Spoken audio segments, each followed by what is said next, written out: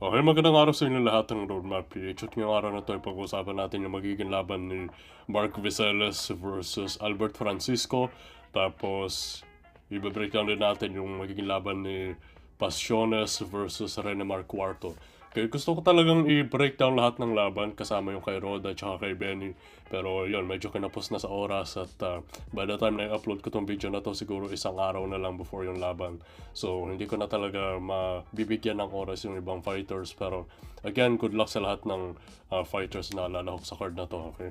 So, ngayong araw na to, pag-usapan muna natin yung Vicelles versus Francisco fight.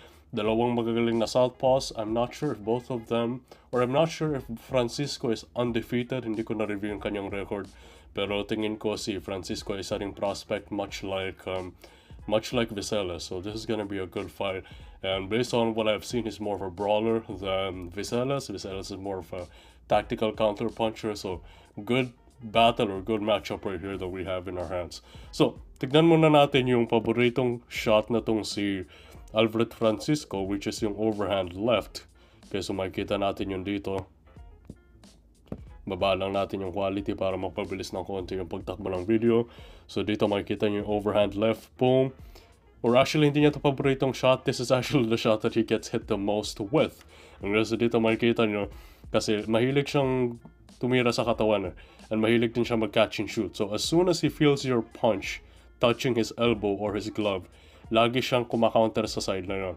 And when he does so, dinadrop niya yung kabilang kamay. So dito, matatamaan siya ng right hook. Susubukan niya kumounter gamit yung kaliwang kamay din. Tapos matatamaan siya ng overhand left kasi binaba niya yung kanyang kanang glove in the process of attempting to counter with his left hand. So again, dito makikita niyo yun. Okay. He's gonna get caught with that overhand left once again. Tignan lang natin kung saan banda. Or actually, no, that was more of a straight left hand. But it's kind of the same path in the sense that his opponent threw it in sort of a chicken wing motion, kind of like an overhand left as well. So dito makikita nyo ulit. Tignan natin. Ayun, sinubukan niya na naman yung catch and shoot overhand doon. Pero yun, natamaan siya ng straight left hand in the return. Ito actually, binabato niya din yung overhand as his favorite counter shot. Pero again nga, ayun, nakikita nyo, tumama siya dun kay Endar ng overhand left. Pero in the process of doing that kasi, he tends to also open up and to also, boom, again there, he tried to throw that overhand left, opening himself up for that straight left hand. So actually, if you see these clips, mas madalas siyang tamaan ng straight left hand kaysa sa overhand. Okay? Kasi lagi siyang napupunta doon sa path ng left hand ng southpaw kapag bumabato siya ng overhand left. Pag bumabato siya ng overhand left, sumasandal siya doon sa kanang side niya at doon siya tumatapat doon naman sa kaliwang kamay ng southpaw. Okay? Now, there are a couple of ways para ma-take advantage ito ni Vicelles. Sa tingin ko, kailangan niya talagang maiwasan muna yung overhand left nitong si Francisco, first of all. Tapos pwede siyang bumato ng pull counter or hindi naman kaya ng slip counter na may kasamang roll para ma-roll niya yung overhand na tong si Francisco, sabay tatama siya ng sarili ng left hand. So either a slip left hand or a pull counter left hand from Vicelles will do the job kasi lagi na open or lagi na nagiging bukas yung mukha nitong si Francisco para doon sa straight left hand sa tuwing nag-overcommit siya doon sa overhand left. So makikita rin natin, paborito talaga ni Francisco na tumira doon sa katawan ng kalaban. So a lot of hooks to the body, tapos mag-change level siya at titira siya sa ulo. After that, kapag nakita niyang madalas mo nang depensahan yung katawan mo. So dito, sa setup niya muna ng right hook or ng left hook, rear hook sa ulo. Sabay ba ito ng right hook, left hook sa katawan. And he likes to do this a lot. Again here, dito iba naman yung pattern. Nagsimula siya sa dalawang body shot. Sabay punta sa ulo, sabay balik sa katawan. Okay? Great practice right here if you're facing a punching bag. But, as we have already seen before, this is something that pwedeng i-take advantage ito si Vicelles kasi isa talaga sa signature moves ni Vicelles ay yung catch and shoot counters on the to the body shot. So, ang ginagawa niya, sasaluhin niya lang yung mga body shot sa kanyang siko, sabay counter ng overhand, or not overhand, sabay counter ng short left hand, or hindi naman kaya ng uppercut from either side. And ayun, isa rin to sa mga paborito talagang i-counter ni Vicelles, yung mga body shots ng kalaban, lalo na kapag nanggagaling siya sa wide angle at madali siyang mabasa. Okay, and that's certainly what Francisco does a lot. He doesn't really throw those body punches tight. He's very wide with the shot, so he's got to be careful when throwing these body shots as well. Ayun, isa pa makikita natin na sa tingin ko naman yung problema nila to pareho, no? I'm not being biased here towards Vicelles, but problema nila to pareho is fighting back, no? Fighting backwards. I just think that Vicelles has better balance than Albert Francisco, pero pareho talaga sila may problema when it comes to fighting backwards and when it comes to getting pressured on the ropes. Pareho silang marami pang room for improvement at yun din yung makikita natin kay Francisco. But with Francisco kasi, he's not as good as countering while fighting back, no? So he tends to be more of a punching bag than Vicelles. And I think if he gets into this situation, he's not going to be able to really counter the flurries of Vicelles, as you can see here. Let's see another example here. Again, susubukan niya umatras dito gamit yung, or no, that's the body shot clip. Dito makikita niyo, bumabato siya ng sarili niyang counter or sarili niyang combo, pero as soon as balikan na siya ng kalaban, he has a lot of troubles punching while he's moving backwards and while he's getting pressured backwards as well. Tapos ito, makikita niyo na naman yun, pero he's getting hit on the ropes. He can't really find that right timing kasi hindi siya ganun kagaling na magplanta ng kanyang paa para talaga bumato ng mga combinations niya. Kailangan niya talaga muna maiposisyon yung paa niya in the perfect spot bago siya makabato ng kanyang mga solid na combinations. Okay, and the last thing we'll see from Albert Francisco is that uppercut prone guard that he has. So dito makikita nyo, okay, he has that high guard which is pretty solid for looping shots, but he has a lot of troubles countering or defending the uppercut from his opponent, as you can see there. Let's see another clip here. He's gonna get caught with that same uppercut once again, right there, okay? He has that crouch on that front leg at dun siya nahuli ng mga uppercut ng kalaban from both sides. There again, he got caught with that same lead uppercut from his opponent. Again, their lead uppercut, although that was more of a jab uppercut.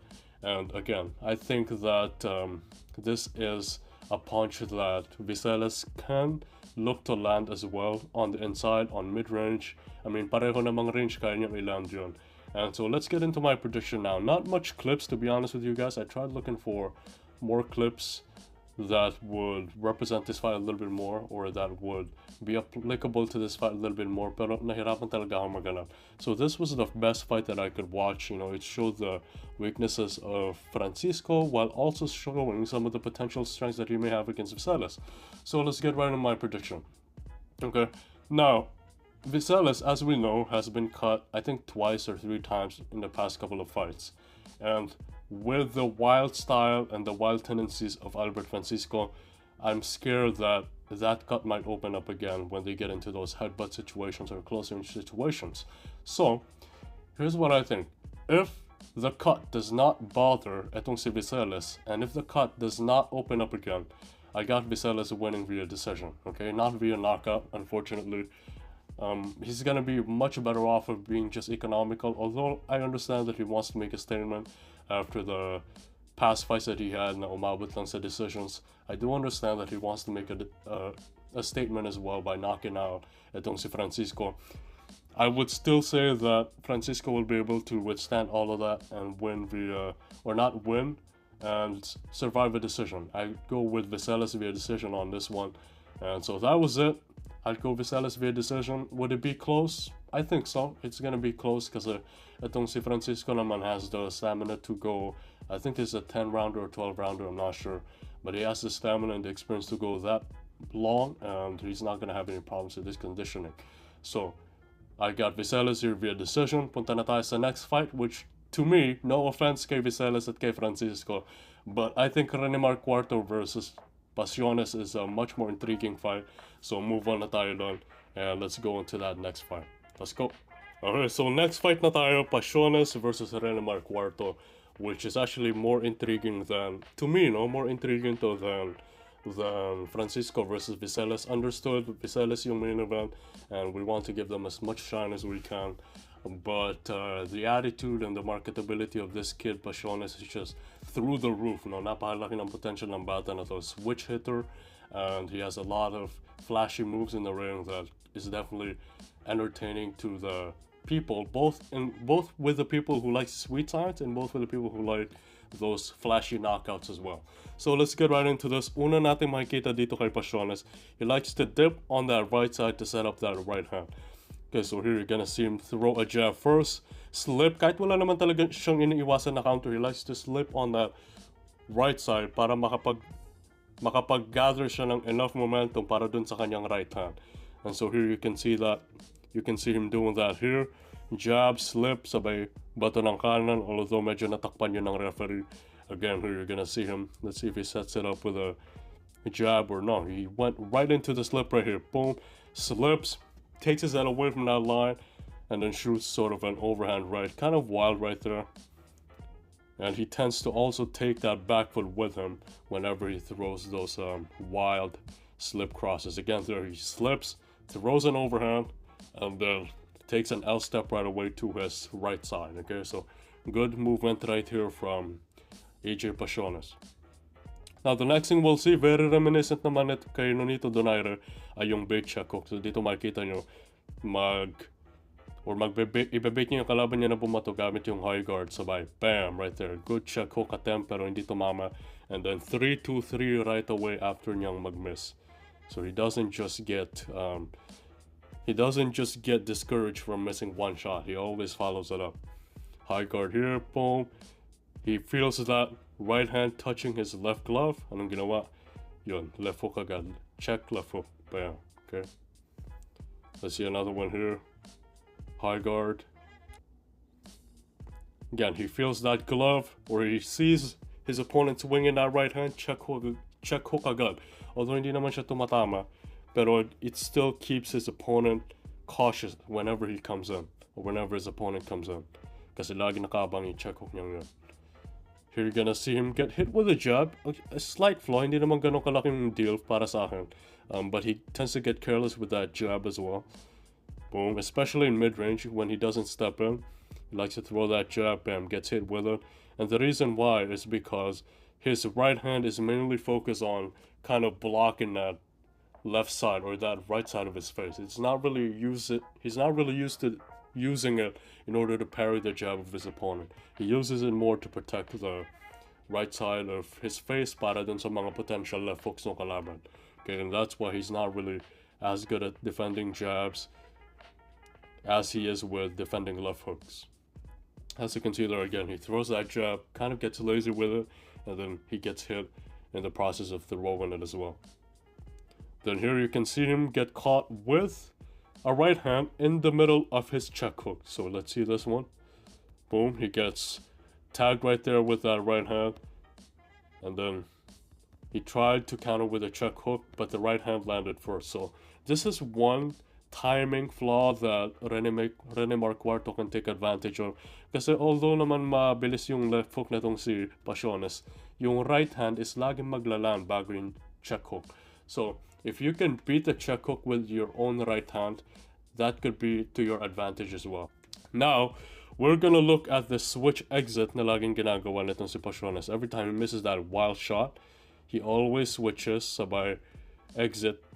At by the time na mag-exit siya, usually, iba na yung stance niya. So dito, mag-miss siya ng uppercut, boom, orthodox muna, sabay switch, and then boom, move back, gamit yung southpaw stance. Then here's gonna shoot a flash left hand, again, missing wildly there, and then he's gonna exit as an orthodox, goes back to southpaw right away. Okay. Now, these are just a few tactics that we see from Paciones. I now want to talk about how this will all add up and kung paano ito gagana laban sa isang veterano gaya ni Rene Marcuarto.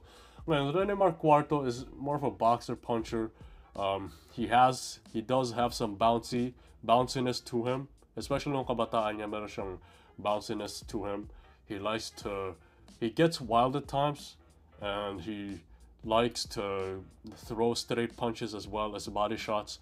Okay, very veteran, very well-rounded fighter. I wouldn't say that he's particularly great at one thing and bad at other things. He's a very well-rounded fighter para sa akin.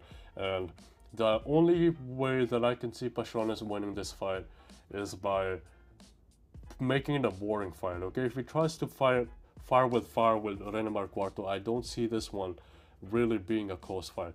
Now, despite being much more powerful in my opinion than Paciones, I still would go with Renemar Cuarto via decision, not a knockout. And the reason why is because I've never really seen Paciones stunned. I have seen Paciones in vulnerable situations before, but he's always been able to get out of it, okay? Pero, I'm not really sure how Paciones' chin holds up at the higher level. And so if he has a glass chin, I would go with Cuarto via knockout around round 6 to 8. Pero kung yung chin na tong si Paciones is as good as people think, or as people claim, then I would go with Renemar Cuarto via close decision, okay? Close decision kasi maganda talaga itong mga counter shots nitong si Paciones, and I think he can take advantage of some of those wild combinations or wild punches nitong si Renemar Cuarto, because Renemar Cuarto gets wild at times at inismother niya yung sarili niya suntok paminsan-minsan din. So, unless he becomes more, not economical, but unless he becomes more balanced with his attacks and not as wild, then I would go with then, you know, he's not really gonna be able to knock out Paciones that way. If he smothers his own punches, then Paciones will just take a tiny step back and counter him all night. So either way, kahit pa maganda yung magiging performance ni Paciones dito, I would go with Renemar Cuarto. I would go with the experience of Renemar Cuarto, and I would go with that prediction via decision. Okay, so that was it. That was it for my predictions on this card. The other ones, I think Benny Cañeta and Roda will both win their fights. The other ones, tingin ko mga Japanese na yun. So those are my predictions for Kumbati 19 or Kumbati 17. I'm not particularly sure. Pero ayun.